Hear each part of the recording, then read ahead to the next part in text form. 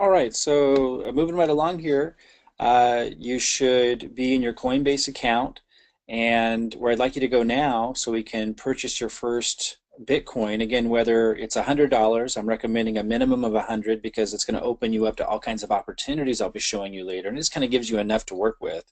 But if you need to do $1 or $5 or $10 just to start to get the feel for this, you can always get more later. I'm just recommending 100 as a good starting point. When you do 100, you'll get a $10 bonus of Bitcoin from Coinbase, and so will I, so it's a good deal. But regardless of where you're starting from, let's just get something so you can start to really learn and take advantage of the opportunities that I'll be showing you. Let me just give you one example before we get this. For those that do about $100, you could even do about $80. You'll be able to take advantage of an opportunity I'll be showing you in the future where you can get 1% compounded per day on your Bitcoin, which is remarkable. It doesn't sound like a lot, right? But that's 5% a week. It's only on weekdays, when there's about 20 weekdays in a month, so that would come to over 20% compounded in a month.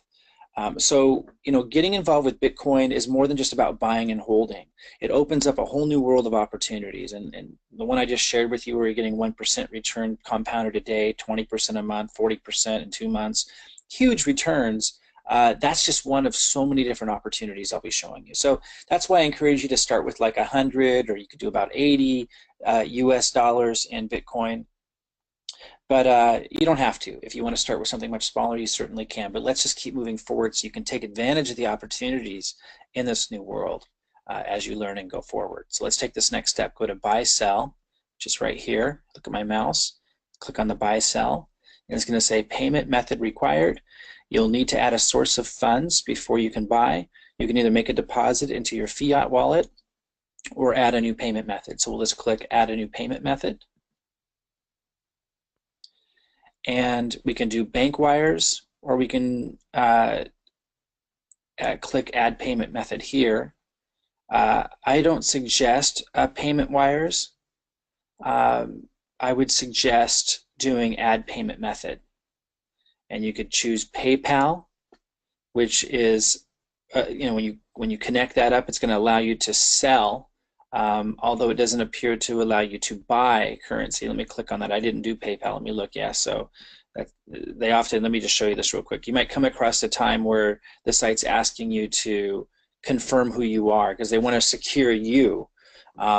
In your funds. So they might ask for you to upload a driver's license or something like that, or a photo ID of some kind. Don't worry about that, though. You usually are able to go pretty far into this process and not even necessarily have to do that when you just have low funds in there. But a point may come where it may ask you to upload that. Let's not do that now, unless you come across it with the choices that you make with connecting these things. Bank account. Now this takes 4 to 5 days. If you hook up your bank account, it'll take 4 or 5 days when you make a purchase for that to process, because banks are slow. And so, which is what the cryptocurrency market's changing, right? Once you get into the cryptocurrency arena and you have Bitcoin or whatever cryptocurrency you're using, I suggest Bitcoin initially. When you have that in your account, things can move much faster, but getting it in here can be slow sometimes, depending on what you're doing. So bank account 4 to 5 days, but you have higher limits of how much you can do and how much you can move. So I suggest everybody link their bank account in here. If you want to go to Google and search Coinbase, you'll see it's very reputable, so you're not going to have a concern there. High security. Some of the highest security that you'll ever see is used by the cryptocurrency industry for obvious reasons.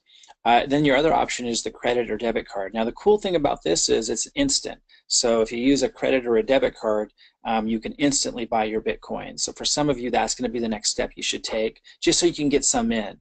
It's nice just to give you, especially if you're just doing a little, I think that's your best bet because it's fast and you're started and this isn't going to delay. So if you were to choose that, I just want you to know, because the banks charge a lot of money, which is what cryptocurrency gets you out of once you make the purchase and you're working with Bitcoin and you start making Bitcoin with the opportunities I show you, you don't have all these fees all the time at the way you do with these banks. But this says, please note that we only accept Visa, MasterCard, and charge so you can't use American Express or something like that. Visa or MasterCard, and there's a 3.99% fee. So for a lot of you, if you're doing like $100 or less, or even like $500 or less, this may be a viable option. With the opportunities that I'll be showing you, that's a small percentage to pay for to get in and get started right away. So for those of you that have a Visa or MasterCard and you're doing something like $500 or less, that would be my recommendation so it moves quickly. Because I'd like to show you the opportunities that are available and have you be able to start taking advantage of those and making a really significant return as soon as tomorrow if you choose this option, at least to be able to get involved. But I also suggest that you do set up a bank account at some point. I did. So even though it's slower, it has lower fees. So for example, you would choose your bank. I chose Chase. You would enter your username and password of your bank account. And it, again, this is the highest level technology. It will communicate with your bank and know everything it needs to know to be able to connect the bank to your Coinbase account. Once you do that, you're going to have lower fees. I think it's 1.99% when you choose connecting your bank account. But go ahead and choose the option that's best for you. For most of you, if you're doing something under $500, certainly under $100, I would do credit debit card.